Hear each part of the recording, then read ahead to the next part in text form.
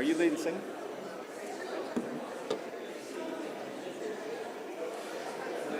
Good evening. Welcome. Come on in, have a seat.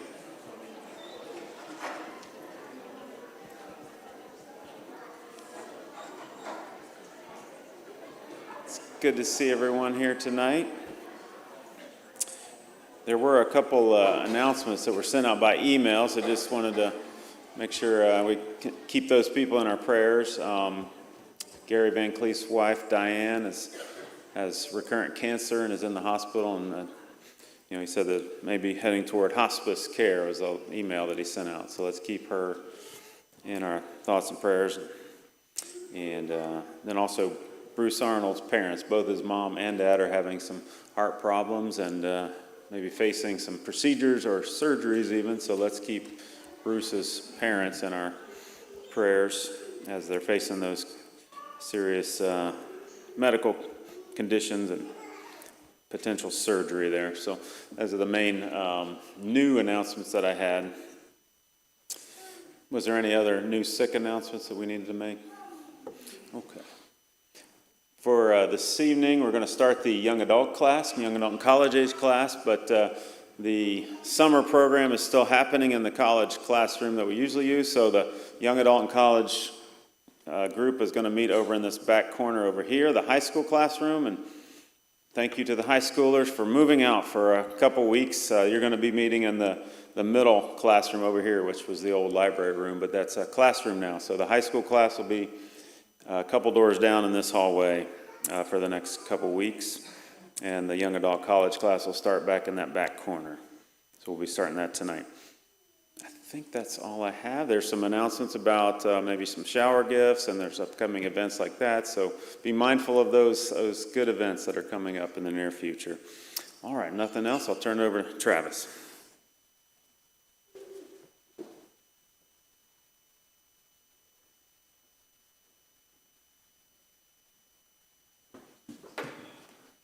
Good evening. My faith looks up to thee.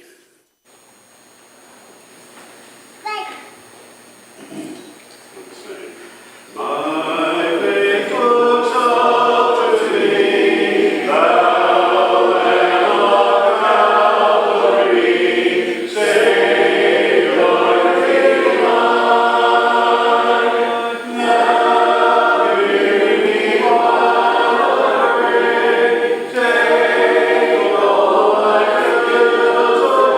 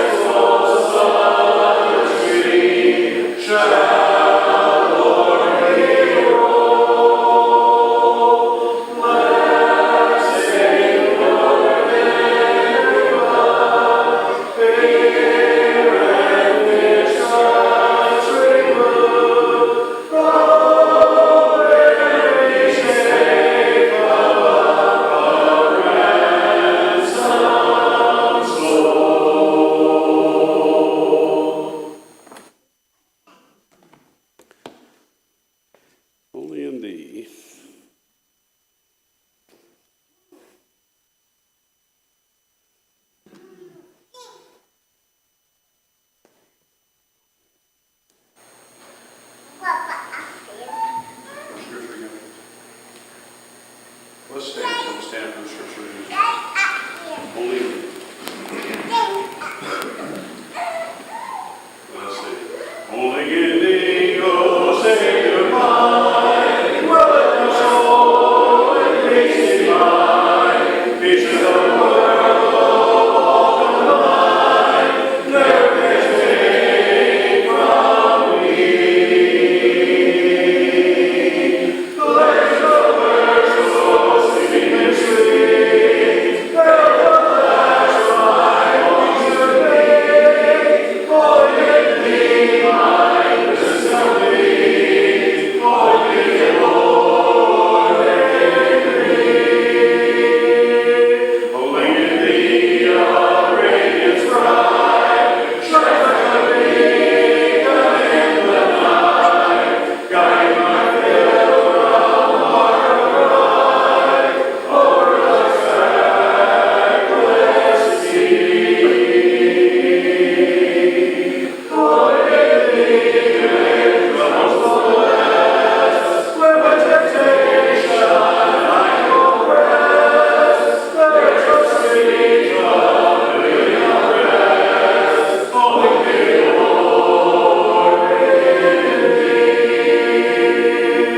Holy in thee, dear Savior slain, blessing thy life, right on to gain, trusting thy cleanse from every stain, thou art my only plea. Holy in thee, my earthly life, till death and where runneth the right, faithfully lost in heavenly sight, holy Lord, in thee.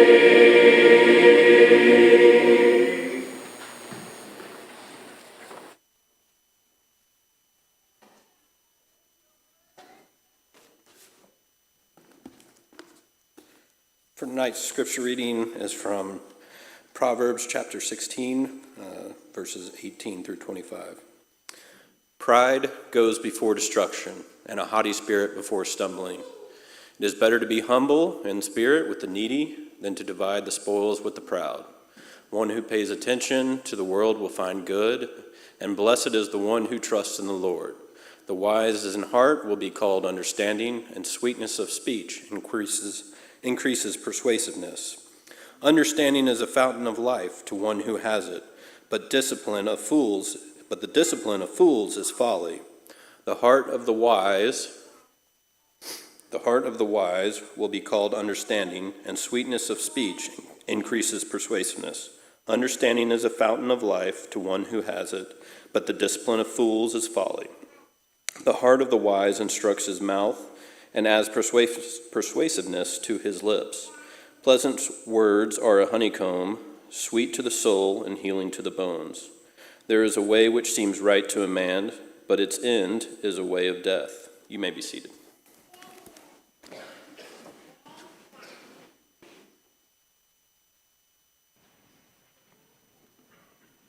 Good evening. So normally whenever I'm picking out a topic for one of these talks, I try to pick something that's been on my mind, like a story that happened or something I've been thinking about a lot recently. And recently, all I've been thinking about is job postings on LinkedIn and Indeed, and the next step in life and figuring out a career and all that. And I'm blessed with that to be able to discuss a lot of the field and a lot of the preparation with Miss Laura. And when talking about the interview process, one of the main things that we've discussed is, why do you want to be in this field? That question that they might ask you, why do you want to do this? Why do you want to enter this path? Or what is your why? And so that phrase of what is your why has been on my mind for a while now, and it's kind of sneaked its way into other areas of my life.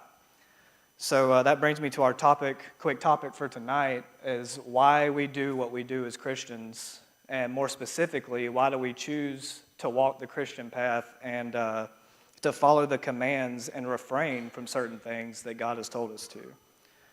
So growing up in the church, everyone is raised with values, with rules, that to walk that godly life, and it's easy at times to kind of see that as a checklist, or even at times once you start getting a little bit older as annoying limitations on what you're allowed to do, or stuff like that. If you were a stubborn, curious teenager like I was, but as you get older, you break some of those rules. You make some mistakes. You see other people make mistakes, and bigger than that, you see the consequences of those mistakes.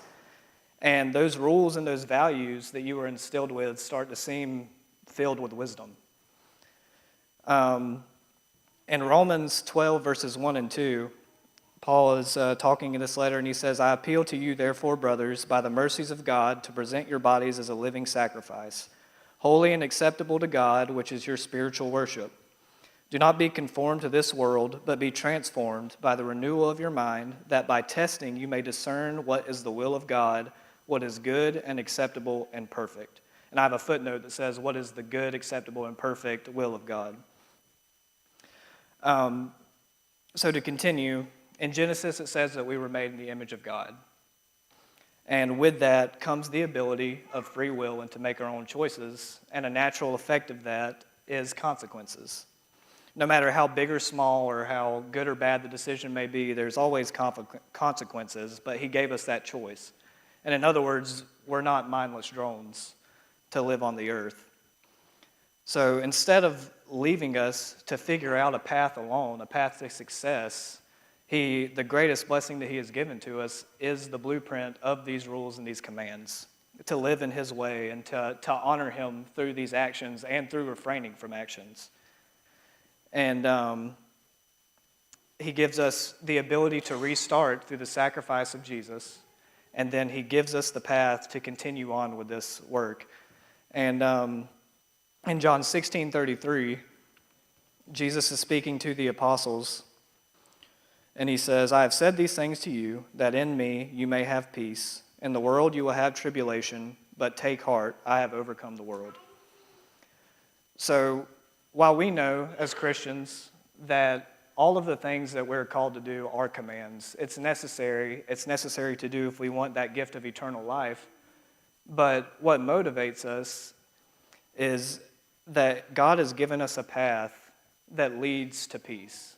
It's a perfect, acceptable, and pleasing path that God has given to us that leads to a life where you don't have to have those consequences anymore. Well, if you do something, you have consequences.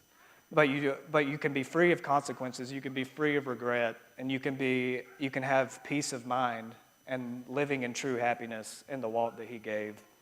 And it's through that happiness that we show the world the light that Jesus has given to us. And with that, let's pray. Dear God, I thank you for this day, and I thank you for all the blessings that you have given to us, Lord. And I thank you for the opportunity to come here and worship you tonight.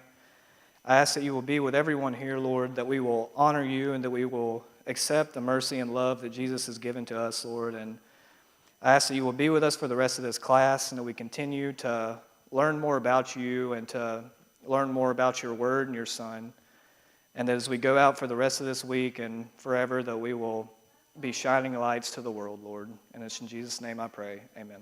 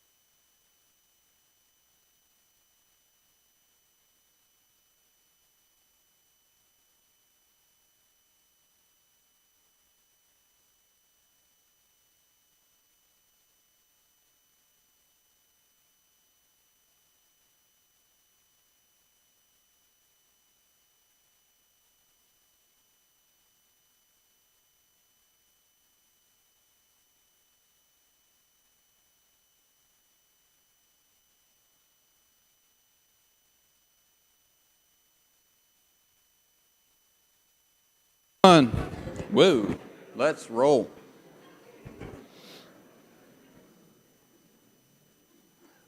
Welcome. How's everybody doing this evening? Good. Well, we saved the best for last. Not me, but this proverb, Proverbs 31, we're going through tonight. Going to have a lot of fun with that. Hopefully you guys will have fun with me. I have a lot to say. I have a lot of thoughts about this. I have a lot to share, but I'd love to share less and have you share more. So feel free to just start throwing comments out at any point. I won't be upset, and I'm happy. Let's just engage in a conversation here. But what I might do with this is open some eyes, maybe step on some toes. That's okay. I do believe that with this, some of us do need to maybe change the way we read this, or maybe change the way we've always traditionally looked at this proverb in this passage. There might be some of us that actually owe this woman an apology. Once we're done, we'll talk about that. And then all of us, for sure, hopefully walks out of here tonight loving this passage, this proverb, this woman. So let's dive in. Before we get into our passage, there's no way anybody can see that, right? All right. Well, breaking down a little bit, since we are at the end of Proverbs, I think it's good to go back. I think maybe in the beginning, Bruce might have set the stage for how Proverbs is laid out. In the first 9 chapters, we really have an introduction here. And we have 10 speeches from father to son. And essentially, it's all summed up, essentially 2 different paths that we can follow, right? So there's the one path where we can walk in wisdom and in the fear of the Lord. We can carry ourselves with that in a certain way, with virtue, with integrity, with generosity. And then ultimately, the path of our life would lead us to a path of a certain degree of success and peace. Something lost in translation there, but go with me.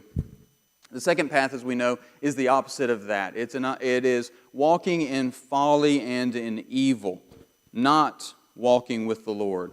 You carry yourself with selfishness and with pride, which ultimately leads to ruin and shame. And so we see that repeated throughout. And very interestingly, we get 4 poems of Lady Wisdom that are mentioned here. I'll read one in verse 20. It says, "Wisdom cries aloud in the street, and the head of the noisy streets. At the head of the noisy streets, she cries out." So we see wisdom personified as Lady Wisdom, as a woman in that. In chapter 3, 13 through 20, it says, "Blessed is the one who finds wisdom and the one who gets understanding. For the gain from her is better than gain from silver, and her profit better than gold. She is more precious than jewels, and nothing you desire can compare with her. Long life is in her right hand, and in her left hand are riches and honor. Her ways are ways of pleasantness, and all her paths are peace. She is a tree of life to those who lay hold of her. Those who hold her fast are called blessed."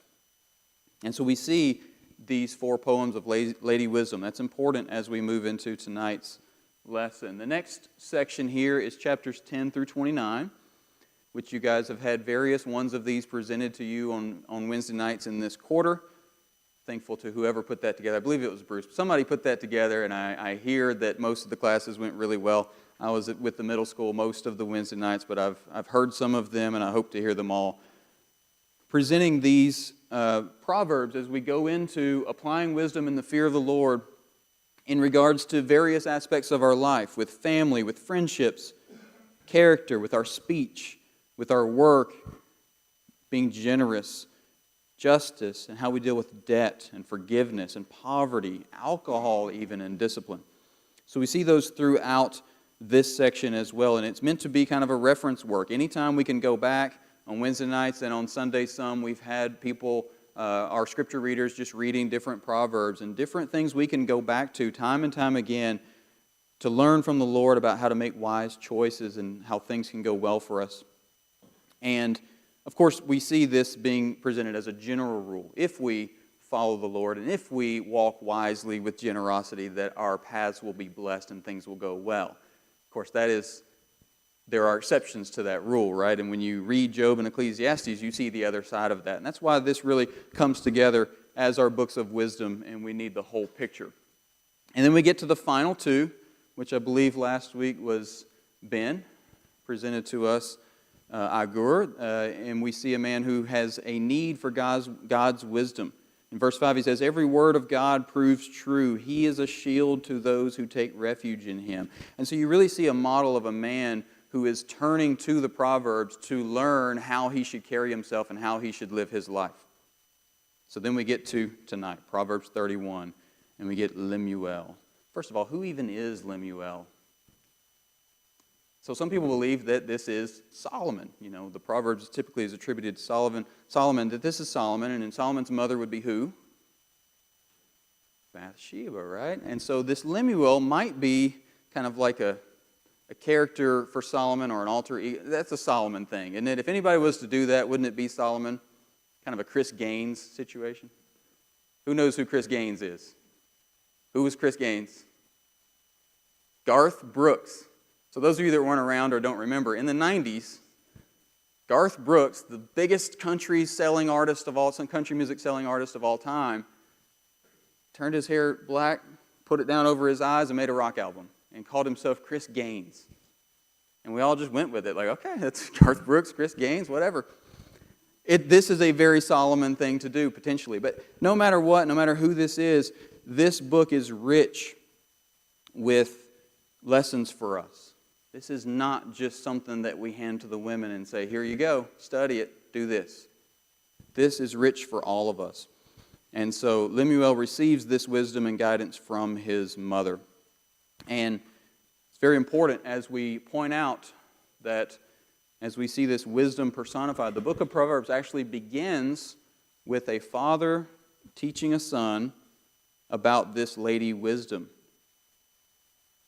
And then it actually closes with a mother teaching her son about a woman who lives wisely. And so we see this lady wisdom, this wisdom personified, and she takes all of God's wisdom and applies it to her daily life. We see it in how she cares for her home, and how she cares for her children, how she takes care of her task and her work, and how she cares for the community around her.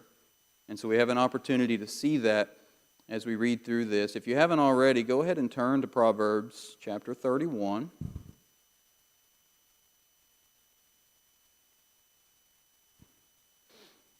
And I'm going to start reading in verse 10. An excellent wife who can find? She is far more precious than jewels. The heart of her husband trusts in her, and he will have no lack of gain. She does him good and not harm all the days of her life. She seeks wool and flax and works with willing hands. She is like the ships of the merchant. She brings her food from afar. She rises while it is yet night and provides food for her household and portions for her maidens. She considers a field and buys it. With the fruit of her hand she plants a vineyard. She dresses herself with strength and makes her arms strong. She perceives that her merchandise is profitable. Her lamp does not go out at night. She puts her hands to the distaff, and her hands hold the spindle. She opens her hand to the poor, and she reaches out her hands to the needy. She's not afraid of snow for her household, for all her household are clothed in scarlet. She makes bed coverings for herself. Her clothing is fine linen and purple. Her husband is known in the gates, and he sits among the elders of the land. She makes linen garments and sells them. She delivers sashes to the merchant.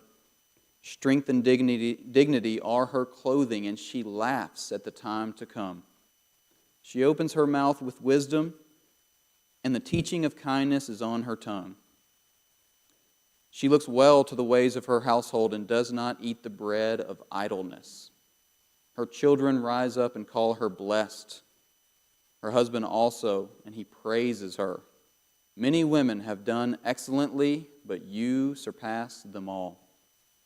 Charm is deceitful and beauty is vain, but a woman who fears the Lord is to be praised. Give her of the fruit of her hands, and let her works praise her in the gates. So, as I've read through that, as you've listened to those words and you've studied those words in the past, I'm sure, what characteristics or what strengths do you see? What things come to mind for you guys?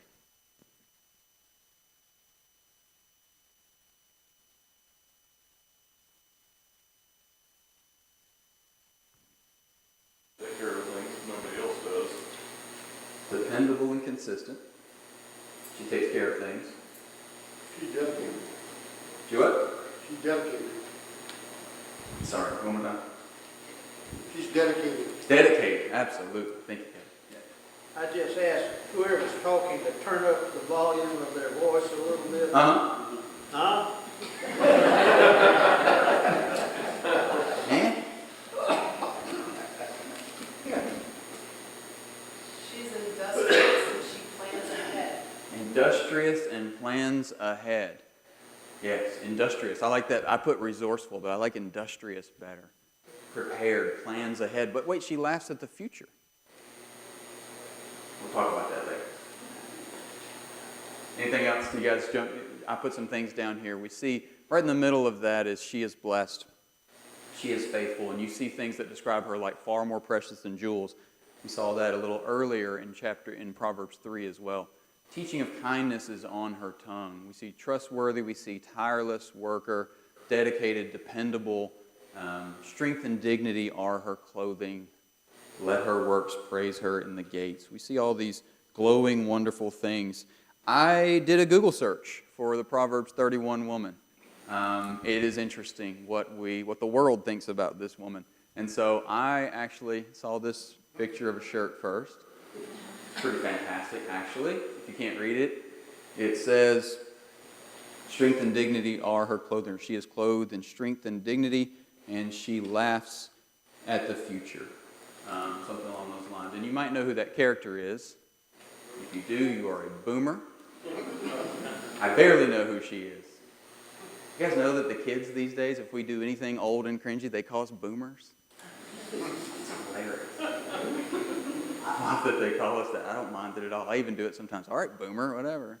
Is that Rosie the Riveter? Is that who that is? Rosie the Riveter. Great shirt. Here's another one. If you can't handle me at my Judges 4, then you don't deserve me at my Proverbs 31. Who knows what Judges 4 is without looking at it? It's something to do with a tent peg being driven through a certain man's skull, doesn't it? What? Quite a woman? By a woman, exactly. Exactly. Jael, I believe, was her name. So if you can't handle me at my Judges 4, then you don't deserve me at my Proverbs 31. And then this one. It says, Mommy's trying to be a Proverbs 31 woman. If anyone asks you what kind of mother I am, you need to rise up and call me blessed. Okay? Easy peasy. Done and done. And so we see things like this, and no wonder sometimes this Proverbs 31 woman maybe is misrepresented or gets a bad rap, or maybe sometimes if you are a mother and you're in the grind of daily life, you might feel like, I just can't be her. She drives me crazy. You can feel resentful. So we're going to talk a little bit about how we should read this chapter, and more importantly maybe how we should not read this chapter and read this woman. So what is Proverbs 31 not? Well, the first thing it's not a checklist for men looking for a wife. It's not what this is, right? Can you imagine? This is a checklist. You're going down the list and you're like, all right, this is the woman I need. You call up Jason Roberts and you said, all right, Jason, I need a list of every single woman who buys a piece of property here locally. Every woman that's bought a piece of property in the last year, let me know, because this is one of the things on her list, you know. You're at Florida College and you got the checklist and you're checking off girls. Nope, she doesn't work. She's been late for that 7:30 class. She's not really getting up and preparing. I'm going to go ahead and check her off the list, right? Can you imagine looking at, I'm thankful there's no checklist for guys. Megan would have checked me off right away. First date, church and checkers, yeah, he's done. Changes the sheets once a year, yep. Off the list. I'm glad there's no checklist for us. But yes, do we surround ourselves with wise and godly people? Absolutely. Do we as men want to be surround ourselves, and eventually one day marry and have long-lasting relationships with godly, wise people? I hope so, yes, absolutely. This is not a list for men to shame their wives. Now, it might be something funny, right? You ask your wife, hey, what's for dinner? And she says, you have 2 arms and 2 legs and fend for yourself. You might say, well, there goes my Proverbs 31 woman. as a joke. Men, please, promise me. It's just us talking right now, guys. Ladies, close your ears. Just guys, listen to me, please. Promise me that you'll never use this, any other passage, or any other woman to compare your wife, your girlfriend, in a negative way and try to shame them into a certain type of behavior. It is not good. It's not a good look for us. Please promise you, if you get nothing else out of this, that we'll never do that to our wives, please. All right. A measuring stick for women. No, this is not. Women, you should not be looking at this thinking, I just can't measure up. You know, she gets up early. Nobody can talk to me until at least 10:30 and 2 cups of coffee. I just can't do it. Please don't hold yourself to that standard. Please. You don't have to look at it like that. An unrealistic example that you're to feel some burden or resentment over. That's not what this is about. You know, you may look at her and go, she's the one, she did everything, you know. She has it all figured out. She's the woman that every woman wants to be. She's the woman every man wants to be. I just can't measure up. You're not supposed to be looking at this chapter that way. Please don't do that to yourselves and create resentment over someone. That's when I said some of us owe her an apology. Maybe it's that. Give her some grace there. I don't know where the rest of this is, but it does say this is also not the only example of a godly woman. This isn't what it has to look like. You don't have to buy something every day. I know retail therapy is real, but you don't have to go through this list and say, all right, I got to get up early, I got to do these things, I better go buy something, and now I got to go do this, and I got to do that, and you don't have to do it that way. You don't have to wake up before everyone else does every day. My daughter is not even 12 yet. Ever since she was born, she never wanted to even think about getting up before 10 a.m. And so it's like, all right, we're going to have to find a job for her that starts at about 11 a.m., and she's going to have to get really into coffee to be able to make all this work. She's going to be fine. I'm confident that she'll be fine.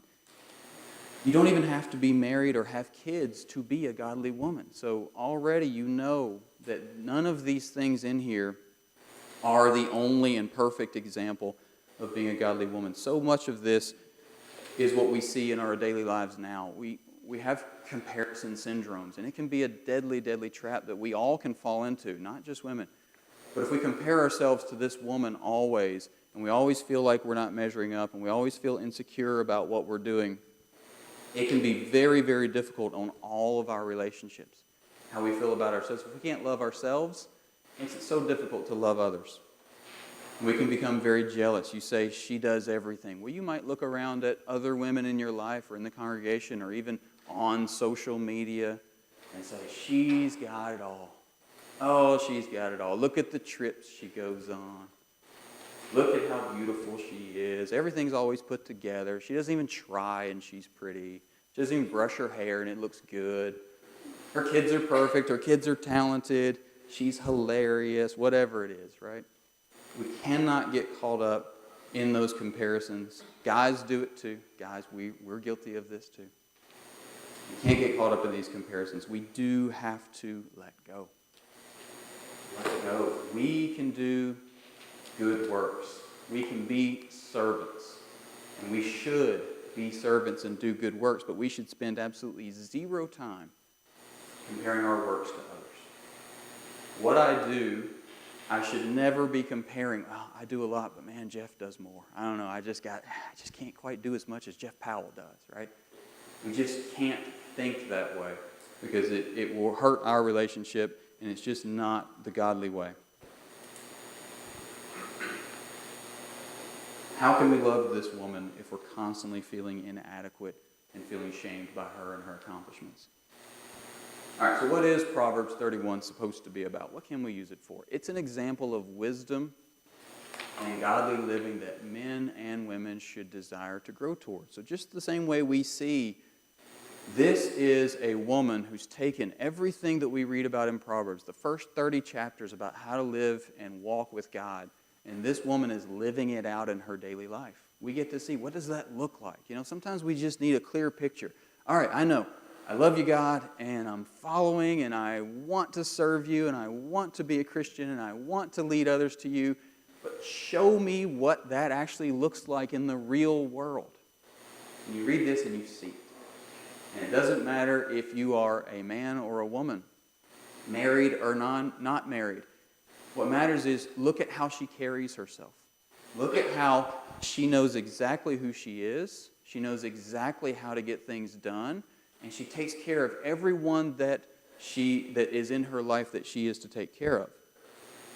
Just like men, we like to look at the qualifications of elders and deacons. And even though we don't necessarily strive for those positions, we strive to be seen and to produce fruit and to have those characteristics, right? We see those characteristics of godly men and we say, we want to be known as that. Here are the characteristics for godly people, and we want to be known as that as well.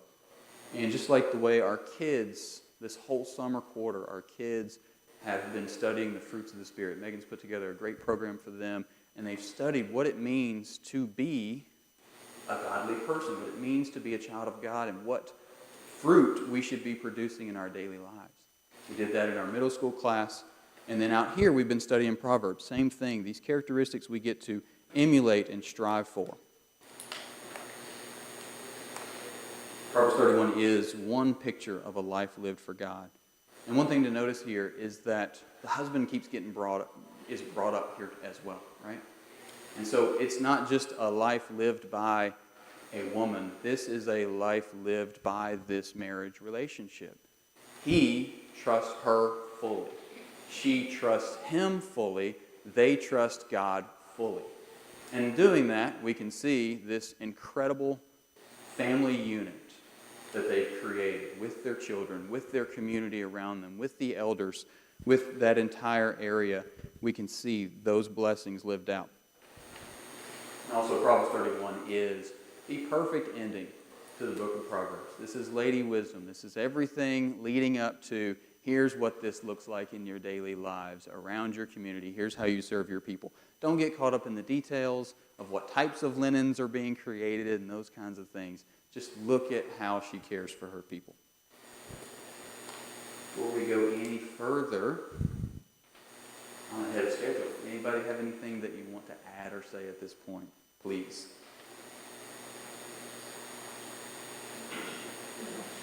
I'll turn off my mic and take a drink. Whenever I read this, the word nurturing always comes to mind.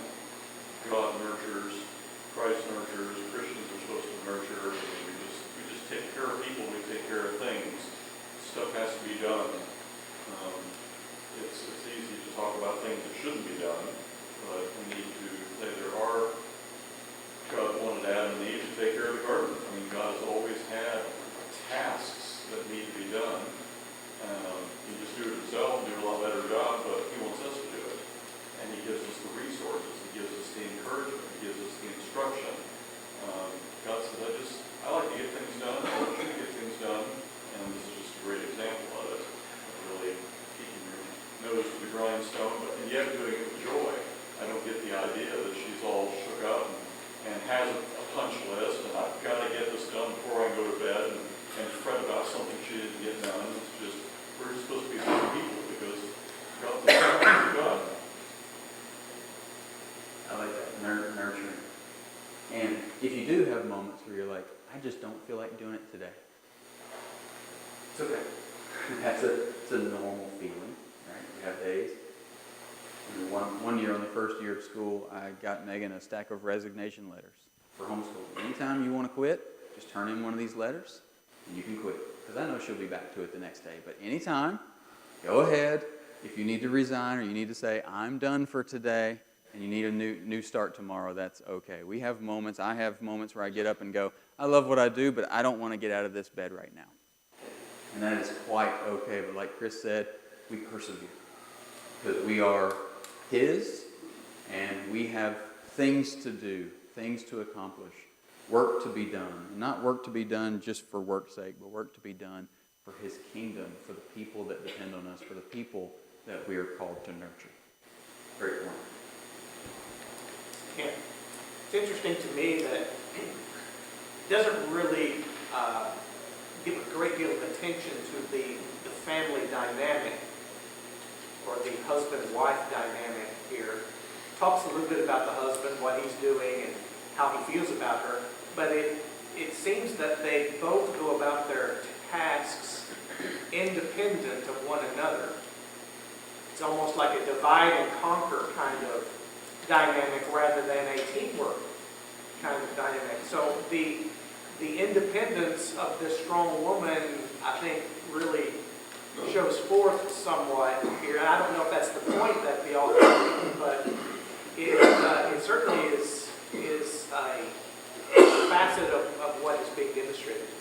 Absolutely, yeah, and I see that too. Mentally strong, physically strong, strong-willed in the way that she knows what is hers to do. And I think that goes back to total trust, right? That husband and wife have so much trust for each other that they know that what they're doing is going to be a blessing to the people that they care for, the people that they are around, and the people that they're called to nurture. So, you know, when she buys a field, don't miss the next part, the vineyard. Well, how much of a blessing to everyone around is that vineyard going to be?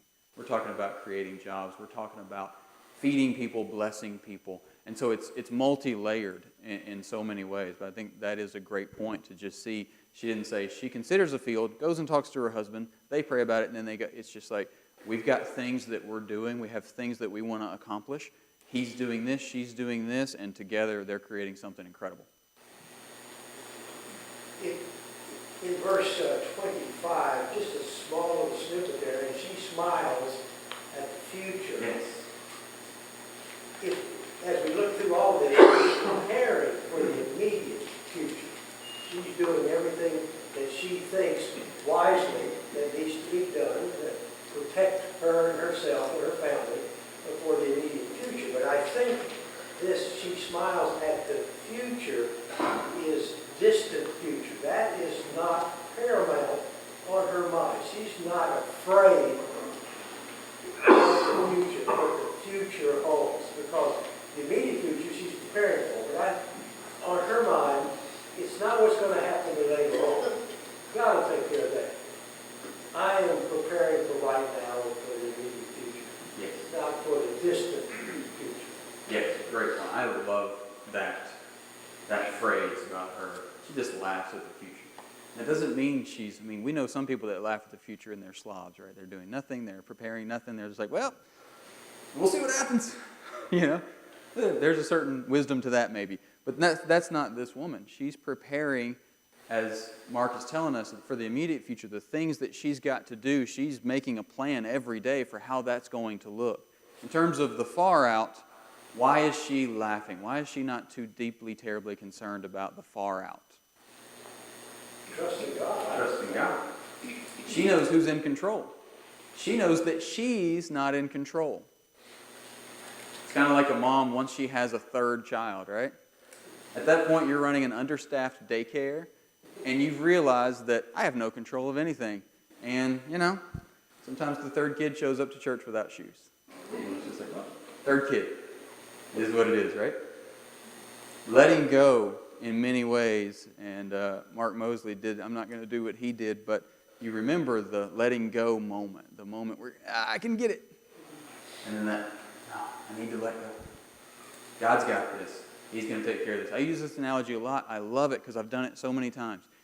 You guys are Gator fans. If you know there was a Gator game earlier, and you knew you were going to watch it on tape later, somebody spoiled it and told you the Gators won. After you yell at them, when you go watch the game, how are you watching the game? It's comfortable, isn't it? You're like, wait, we just got a field goal blocked? Was that Noah that missed that block? No, it couldn't have been Noah. But you're not worried about it because you know how it ends. You know the victory is ours. If you're Noah and you're not going to worry about the first quarter pass that you dropped if you know you catch the game-winning touchdown, right? So when you assured of victory and you walk with that kind of confidence in that air that she knew God was in total control and that everything was going to be okay, then you can walk with that kind of confidence and that, as Mark's saying, the comfort.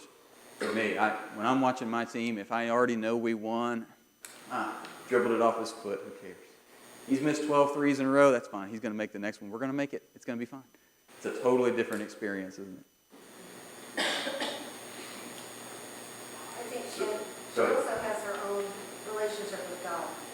Yes. Because I was going to say independent, I'm like, oh, but Rebecca will think, well, Cece's just not submissive.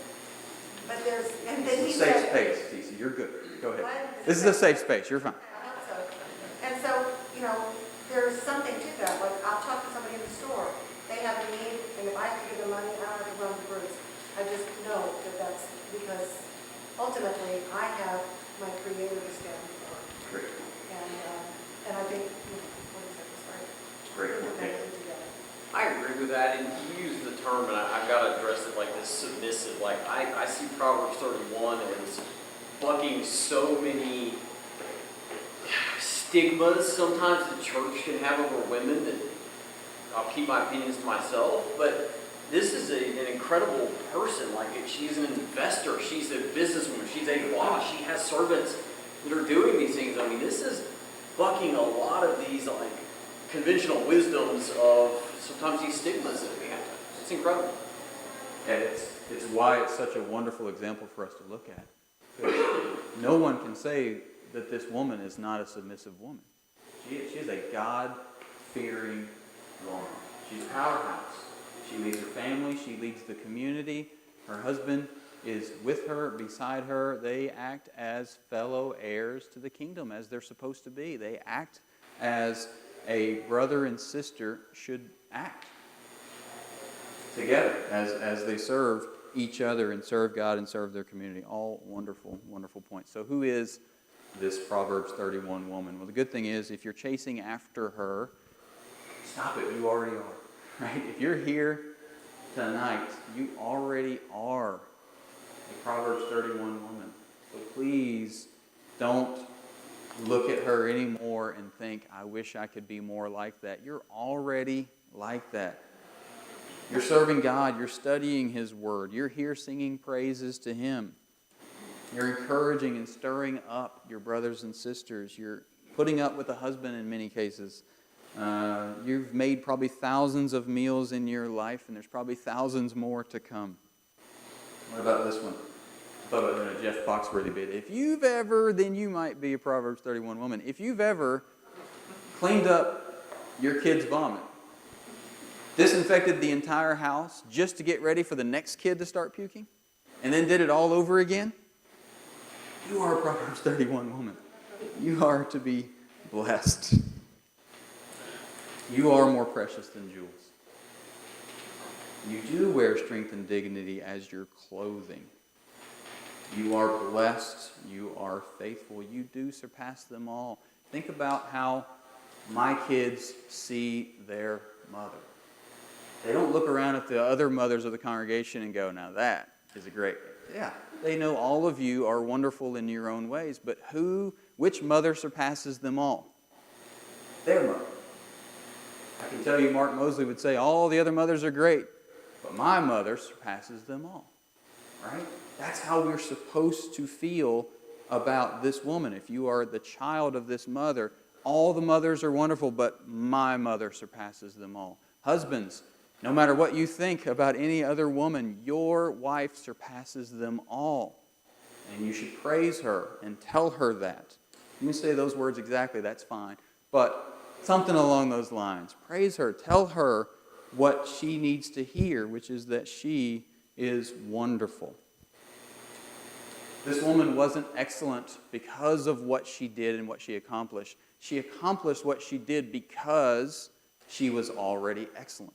I think that's an important point to remember. She is excellent. Why is she excellent? I think there's two important things to remember why this woman was so excellent. Number one, we've already talked about she knew who was in control. She knows that God's in control.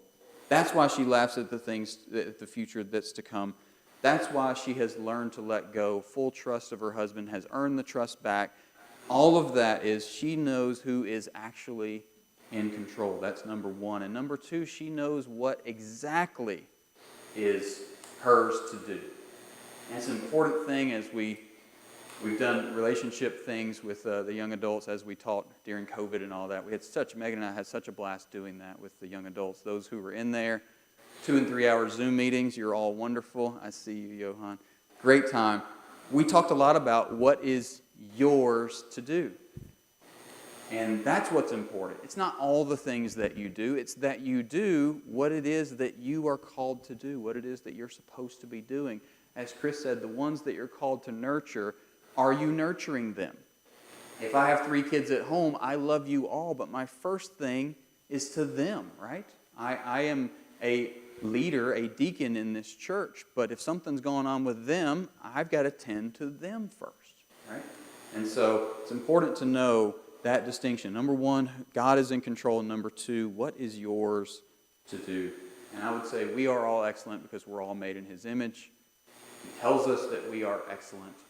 And knowing that, if we truly do live for Him in full trust, then we can be free and we can be who we are. We don't have to strive to be just like her. If you're an introvert, you're probably going, I don't want to do any of that. Okay, I'm an introvert. We're going to be fine, guys. Introverts, procrastinators, unite. We're going to be okay. We're going to be all right. I'm an Enneagram 9. Johan, yes? Right? We hate conflict above all things. That's why we live in the past. There's no conflict there. It's back in the past. We don't like the future. Future scares us. We're always worried about the future. That's why I admire so much that she laughs at the future, because I'm terrified of the future all the time. No way to be. If you're truly walking like a godly person, I learned from this woman that I need to laugh at the future more, that I need to trust God more, and that I need to make sure that I'm always tending to my people. Anything else before we shut it down? Sure. Nowhere in those 21 verses is there any room for a husband to think that she is his servant. 100%. I have seen too much in too many lives and families where the husband sits at the table and rattles the tea glass and she jumps up and goes and gets the tea. Yeah, That's the point altogether. Exactly. I have one more quick story and we'll shut it down. We were watching, it was a few years ago, we were watching Meet Me in St. Louis. Did I say that right? Something like that. And the husband, if you remember that movie, the husband's just barking orders and is like, I deserve a bath and we eat at 6:15. This is what we do, right? And we're sitting there watching that movie, and I believe it was my oldest son, probably 12 at the time, maybe even younger, I don't know. He says something like, and back then, we're like, the husband's in charge or something? He's like, yeah, I guess. I don't know. Maybe he sees a different thing in our home, and I think many of you do what Charlie's saying. The idea that there's any kind of servanthood or any of those things going on, come on, that's not the way it is. We truly do share these wonderful roles. As Cece said, women have their own relationship with God, so do we, and together we make beautiful work together. Yep. Proverbs is one of the books where women get their due.